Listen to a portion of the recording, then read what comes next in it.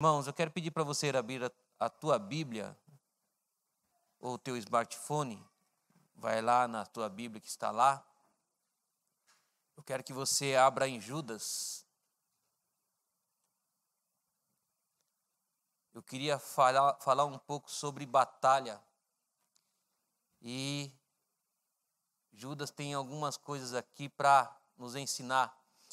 Esse Judas aqui, ele é irmão de Jesus. A conversão dele se deu na ascensão de Jesus. Judas, Tiago também era irmão de Jesus. Todos acharam? É um livro antes de Apocalipse. Não, é sério mesmo. Ele está depois de Gênesis e antes de Apocalipse. Ele é um livro antes de Apocalipse. Todos acharam? Agora vai lá no capítulo 5. Não tem? Ah, vocês estão ligeiros, hein? Então vocês acharam mesmo Judas. Olha o que diz aí no versículo 3. Amados, quando empregava toda diligência em escrever-vos acerca da nossa comum salvação, foi que me senti obrigado a corresponder-me convosco, exortando-vos a batalhardes diligentemente pela fé que uma vez por todas foi entregue aos santos. Olha, Judas, ele escreveu só essa cartinha aqui para nós. Eu procurei saber para quem foi que ele escreveu, não tenho essa ciência ainda, mas vou procurar saber se a gente tiver alguma informação. Porque ele escreve a sua carta, mas ele não fala para quem, para que grupo de gente. Nós sabemos que ele escreve para a igreja. E eu queria falar sobre a batalha que ele está dizendo aqui, né? Que são as batalha pela fé. E quais são as batalhas que Judas está dizendo que eu encontro na minha fé? Então Judas ele vai citar algumas entre muitas batalhas que encontramos na fé cristã. Você acha que você enfrenta só uma batalha? Mas elas são diversas batalhas. Em todas as áreas. Você sofre batalha na sua fé com relação à sua vida espiritual, à sua vida financeira, à sua vida sentimental. Você é atacado no seu corpo e diversas maneiras. Então, ele vai falar aqui, entre algumas batalhas, que eu peguei aqui no texto de Judas. E diga-se de passagem que a mensagem é textual, eu vou ficar aqui nesse texto, não vou sair daqui. E eu encontrei aqui batalha contra demônios nas regiões celestiais, batalha contra o corpo por causa do pecado, e batalha também contra o falso evangelho e falsos pregadores.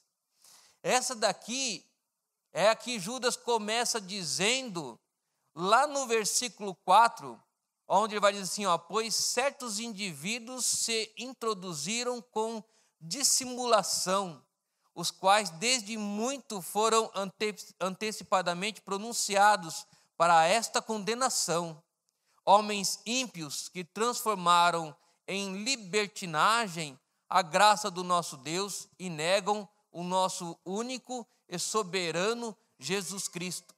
Então, Judas está falando aqui, ele começa falando sobre falsos pregadores, falsos profetas que já naquela época lá, na década de 60, depois de Cristo, foi mais ou menos a década que essa carta aqui foi escrita, já havia falsos mestres, falsos pastores.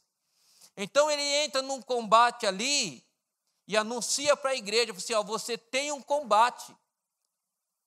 Você tem um combate. E qual é esse combate? em primeiro lugar, você tem que combater contra o falso ensino. Existem vários evangelhos hoje que são pregados diariamente para você e para mim, seja no rádio, seja no Instagram, seja no YouTube. Mas você vai ver que são evangelhos que negam Jesus Cristo. Por quê? Porque não fala de Jesus Cristo. É um evangelho que vai te falar tudo. Que Deus vai te dar casa, Deus vai te dar carro, Deus vai realizar todos os seus sonhos. Mas não tem nenhum momento, não é nenhuma palavra que faça com que você se volte para Jesus. Se volte para a palavra. Tenha Jesus como centro da sua vida. Então você vai entrar nessa igreja, você não vai ouvir falar de Jesus. Você vai ver irmãos fazendo pirotecnia de todo jeito. Você vai ver crente que vai falar assim, ó, eu vou trazer uma palavra para você, vou te trazer uma revelação para você, embora a revelação da palavra é Jesus Cristo, mas ele vai dizer, eu vou te dar uma revelação, mas só que antes disso, você vai me fazer um pix. E aí, irmãos, é cada profetada. E aquilo, se você deixar, ele vai te engodando. E daqui a pouco você sai daquele lugar da mesma maneira com que você entrou. Por quê? Porque não é Cristo o centro. O centro é você. Você vai ter, você vai ser, você vai conseguir. Então o centro é você, quando na verdade, quando você entra neste lugar, quem que é o centro? Quem que é o foco? Quem que é a motivação? Qual é a motivação da tua reunião aqui neste lugar? Não é Cristo? Então logo é para Cristo que vai ser o seu culto, a sua adoração. Primeiro Deus, primeiro Filho de Deus, primeiro Jesus, depois, se Ele quiser, você. Mas acontece totalmente o contrário. E Judas nos alerta porque é tão sorrateiro, é tão sutil, que você pode estar louvando aqui, cantando aqui um louvor que você acha que é para Deus e não é. É um louvor egocêntrico, é o seu ego que está lá no centro. É um louvor de autoajuda. E aí, na sequência também, já vem uma mensagem de autoajuda. E aí, a consequência disso tudo, amado, é você sair daqui, deste templo, da mesma maneira que você entrou. Desanimado, triste, derrotado. Aí você vai para sua casa, você vai encontrar lá uma hoste espiritual da maldade querendo destruir você do caminho da saída da igreja até chegar na tua casa. E você não está preparado. Por quê? Porque aonde você entrou não era Cristo centro. Aonde você entrou não era a palavra de Deus que estava sendo ministrada para você. Era palavras de autoajuda. Era coach. E eu fico tão revoltado com isso, vocês vão me desculpar pelo que eu vou falar, que já tem mais ou menos uns 6 meses que eu não entro em Instagram, porque quando eu entro, eu fico procurando mensagem, e eu vejo que hoje não temos referências. São pouquíssimas as referências de pregadores com quem você pode sentar, ligar o teu celular e ouvir uma palavra que vai te levar à adoração a Cristo. Desculpa falar, eu tô resgatando o tempo que eu tinha, nada contra quem tem Instagram, mas vê lá se você me acha de novo. Não acho, irmãos, não tem nada que me edifica. Então, nós estamos fracos e precisamos nos revestir do poder de Deus, só que nós não temos lugares para isso. Porque está tomado de falso evangelho, de falsos pastores, de falsos pregadores, falsos profetas.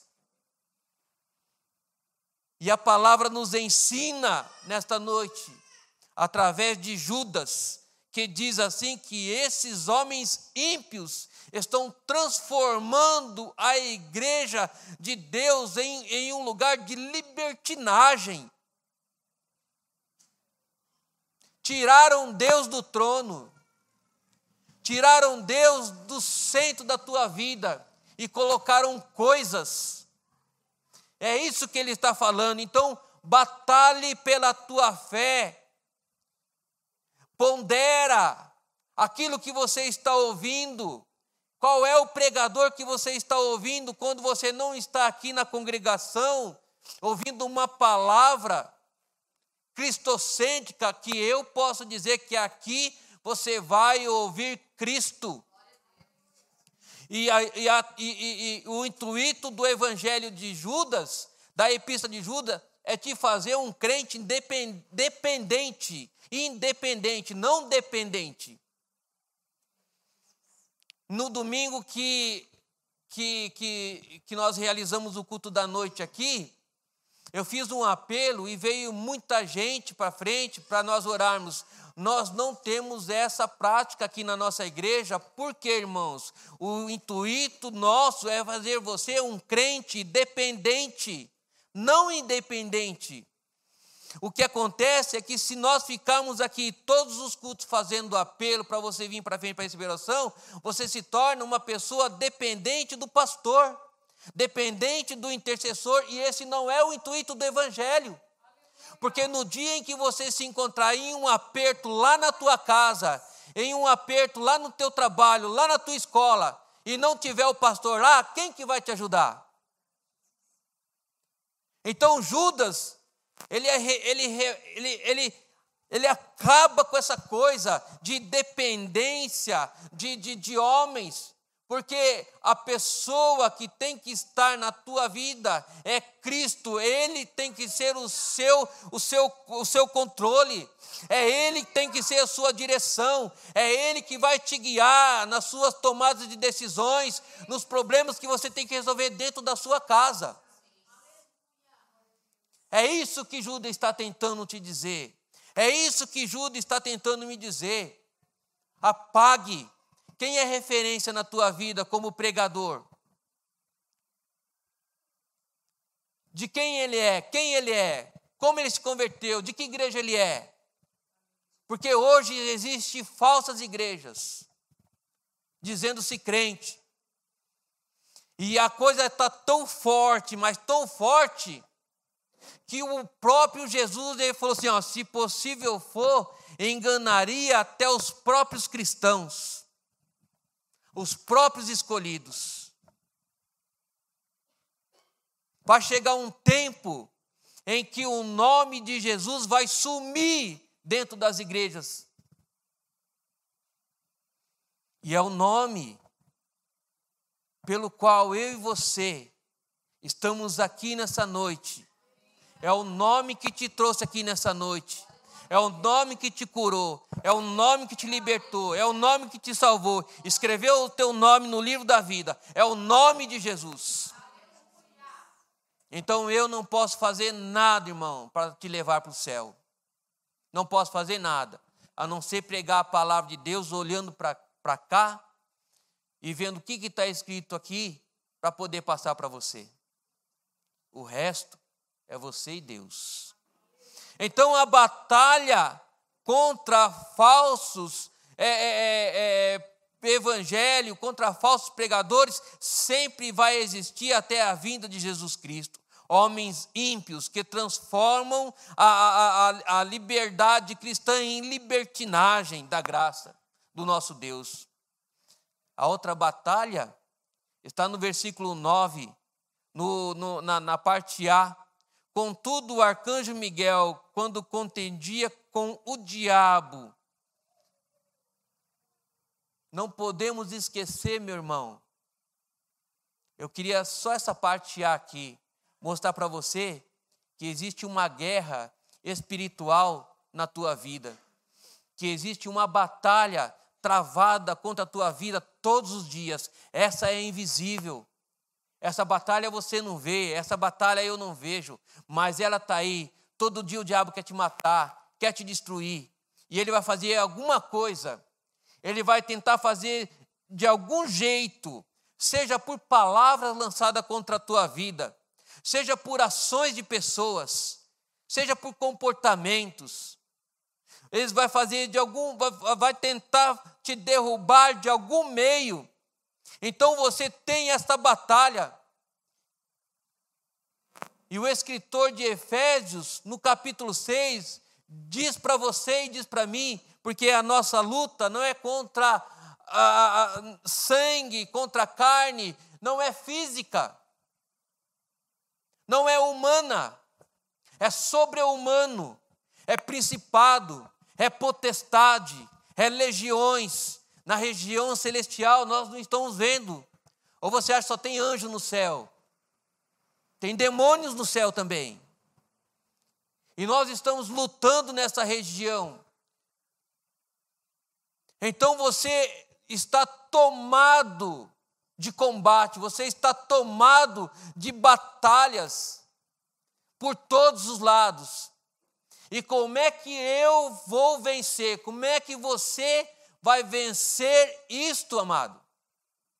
Vigiando, orando, tomando cuidado no que fala, no que ouve, no que vê, na maneira que se comporte. Nós estamos lutando contra principados e potestades e essa quer te derrubar. E o pior de tudo, ela é invisível. Nós não vemos, apenas sabemos. E como sabemos? Ouvindo a voz do Espírito Santo. Discernimento. Discernimento. Com que espírito essa pessoa está falando comigo? Com que espírito este pregador está falando comigo? Aparentemente, essa batalha parece não influenciar a nossa vida financeira, né?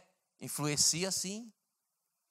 Parece não influenciar a nossa vida familiar, a nossa vida pessoal, relacional, marido, esposa, pai, mãe, filho, mãe e filha. Mas há uma interferência espiritual querendo nos destruir como família. E elas vai vir nas mídias, elas vai vir através de apologias anticristãs. Então, olha, essa epístola de Judas, ela é pequenininha, mas olha o conteúdo dela, o conteúdo espiritual. E aí Judas ainda fala de uma outra batalha, uma batalha contra o corpo por causa do pecado. Olha só, nós temos uma luta, além de não ser vista, ainda tem um outro diabo dentro da gente, que se chama corpo. E este corpo aqui quer nos lançar no pecado. Esta carne aqui quer nos fazer a vontade deste mundo, os desejos deste mundo. E eu quero ler com você o versículo 18, que está dizendo assim, ó, os quais vos diziam, no último tempo haverá escarnecedores segundo as suas ímpias paixões. São estes os que promovem divisões sensuais, não têm o Espírito. São pessoas mortas espiritualmente. Vive para o plano terreno. Vive no plano terreno. Não recebe nenhum tipo de correção. Chegaram para mim uma vez, mas na verdade chegaram para mim várias vezes, falaram para mim assim, você só prega cajado, mano. Mano, no dia em que eu ver alguma coisa boa em nós, eu vou pregar uma palavra boa. Paulo vai falar assim, ó, miserável homem que sou. Eu sou o principal dos pecadores.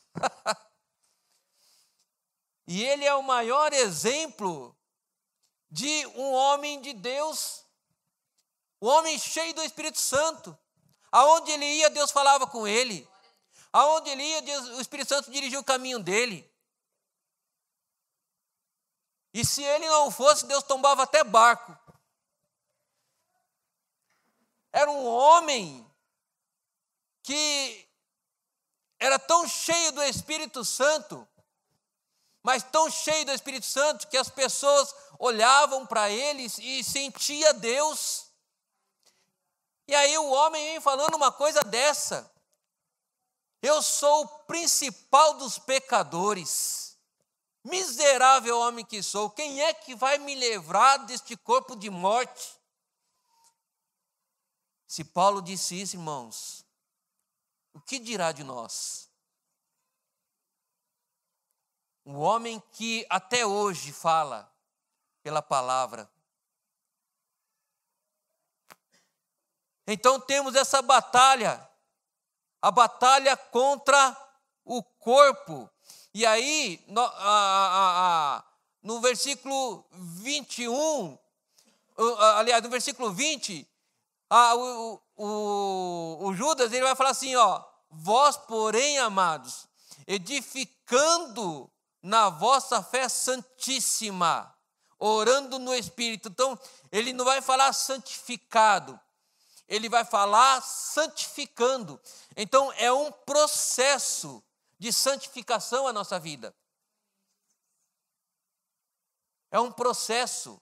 Todos os dias nós temos que nos santificar. Todos os dias nós temos que orar a Deus e pedir perdão, porque nós estamos a todo momento falhando, estamos a todo momento pecando, e nós precisamos todo dia, todo momento, ficar em espírito orando, quando não tiver tempo para dobrarmos os nossos joelhos. Em todo momento, irmãos. É fácil? Não é. Eu falo para minha esposa, como a gente se distrai fácil? Basta 5 minutinhos de uma conversa interessante. Não estou falando de fofoca, irmãos. Isso daí nem se fala. Você ri, né, Camila?